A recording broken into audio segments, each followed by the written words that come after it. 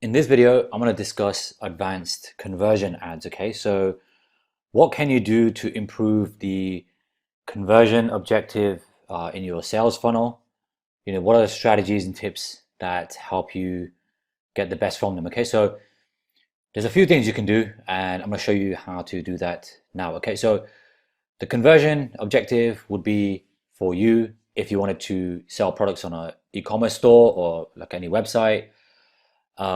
If you're doing like an opt-in or a lead, because you want a physical conversion, okay? You want something, you want like an action. You want your audience to take some type of physical action, okay? So there's a few things you can do to improve the, the funnel, and I'm going to show you that now, okay? So I'm just going to use a live example of a conversion ad that I'm testing and show you the kinds of things that you can do, okay? So let's assume that this is a brand new account and you've never ran any conversion ads on this. Okay, so you basically have a bunch of events. So you can see the events here.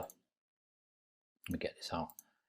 You can see a bunch of different events: view content, search, add to cart, initiate checkout, add payment info, and purchase. Okay, so the goal is purchases, right? We want to generate purchases because this is an e-commerce store, and ultimately it's sales that drives the business. Okay, so we want to focus on purchases, but it's a new account, we don't have any data. So what can you do to improve that? Okay, the first thing you can do is optimize for the top end of the funnel. Okay, so this includes using events like view content, and if you have it, yep, don't always have it, but sometimes you might see page views. Okay, so that basically means that the top end of the funnel is what's optimized. Okay, so think about what's going to happen when you click on view content. Okay, so when a user on Facebook or Instagram sees this ad, they're going to click on it and then they're going to go to the product page on the e-commerce store. Okay, that's going to generate an event. Okay, and the event in this instance is view content, and that's what you're going to get a load of. Okay, the types of events that you're going to see more of than the others are going to be view content, add to carts, initiate checkouts, and then purchases. Okay, you're going to see less purchases because the more traffic you drive to a product page or landing page for a conversion ad, you're going to get obviously hundreds and thousands of view contents, right? Like people who click on the ad are going to see the landing page, right? When you run the ad for some time. But a small percentage of those people who land on your page will then go through each steps of your funnel before checking out, right? Before generating a purchase event. Pixel. Okay, so what you can do to start with is optimize by view content. Okay, so what you're telling Facebook is you want to optimize delivery for your ads to get the most of these conversions at the lowest cost. Okay, so what you're doing is you're telling Facebook to optimize for people who are going to view the landing pages. Okay, and Facebook needs about 50 events per day to optimize. So that could be view contents, add to carts, initiate checkouts, add payment info, leads, signups, whatever it is, whatever the event you're using, before it can optimize. Okay, before it has enough information for the account to then optimize. Okay, for the algorithm to optimize. So that's a great way to start off and get a warm account up and running. Okay, select the view content. Something else you can use is an interest that I like to use a lot to improve your conversion ads is engage shoppers, okay, in the targeting. So let me just bring this up. It's engage shoppers here. Okay, so this is a behavior and it's actually one of my favorites because these aren't people that buy from you, but if you look at the tip on the right hand side, it says people who have clicked on the call to action button shop now in the past week. Okay, in the last past week. So the whole of Facebook, 367 million people have clicked the shop now button in a Facebook page. Okay, so when you look inside any Facebook page, it could be your page, it could be the brands that you follow or the products or services that you follow, you'll see a shop now button. Okay, whenever that's clicked, Facebook tracks that. Okay, and this is people who are potential active buyers. Okay, so whenever you're testing anything, try overlapping it with engaged shoppers because you're going to see some really excellent results. Okay. The ads might be a bit more expensive because obviously you're adding an extra layer, but if you're getting more sales as a result, then it should be fine. Okay. Other things you can do for advanced conversion ads is try buyer audiences. Okay, so if I go to the ads manager, if we go to assets and audiences, you can actually build audiences, as you know, and there's a video on this, so have a look if you're not familiar with building audiences. Okay, but one of the things you can do is you can create a custom audience based off buyers. Okay, so you see this here where it says customer file. You can actually add customers from your e-commerce site or service or whatever it is. Okay, so if you have a list of, let's say, 10,000 customers, you can export those orders, those customers, and you can upload them inside of Facebook. Okay, that's powerful for a lot of reasons. The first one is it's a warm audience, right? These people are familiar with your brand, your product, because they bought from you, right? So you have an audience of, let's say, 10,000 people who are more than happy to buy from you, right? Because the best time to sell to anybody is when they've just bought from you. Okay, that's the easiest point.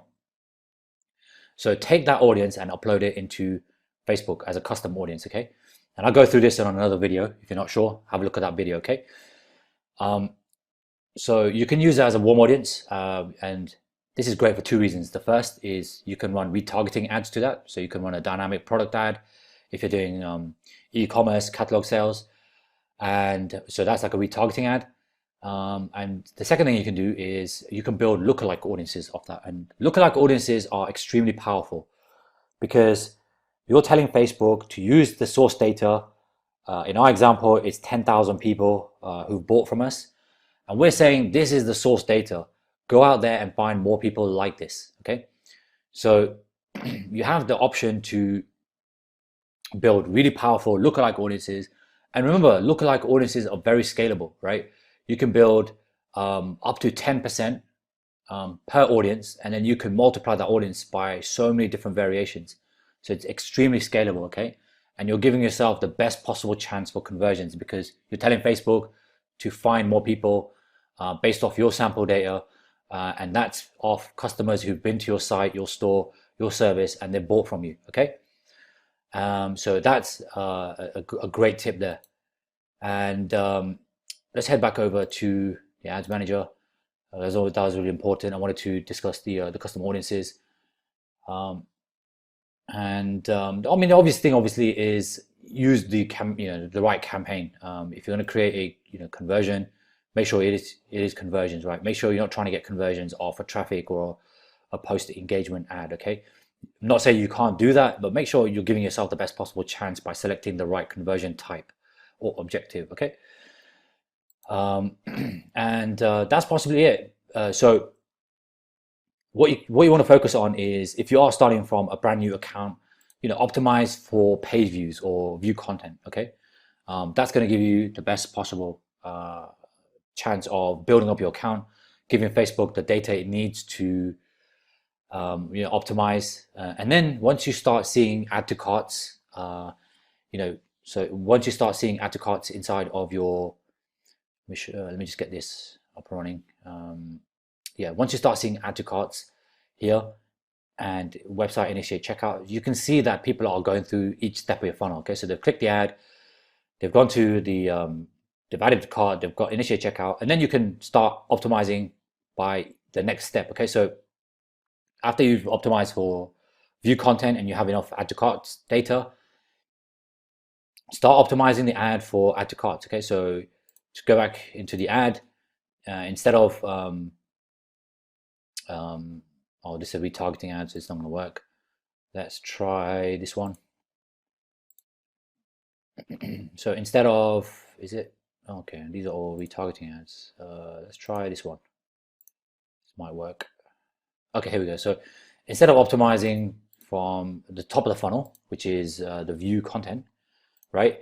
You then move on to add to carts. Okay, start optimizing for add to carts. Okay, after you see plenty of data in add to carts, start optimizing for the initiate checkouts, right? Move further down and tell Facebook to optimize for the next stage of your funnel. Okay, Then once you have enough data, you're starting to see purchase conversions regularly in your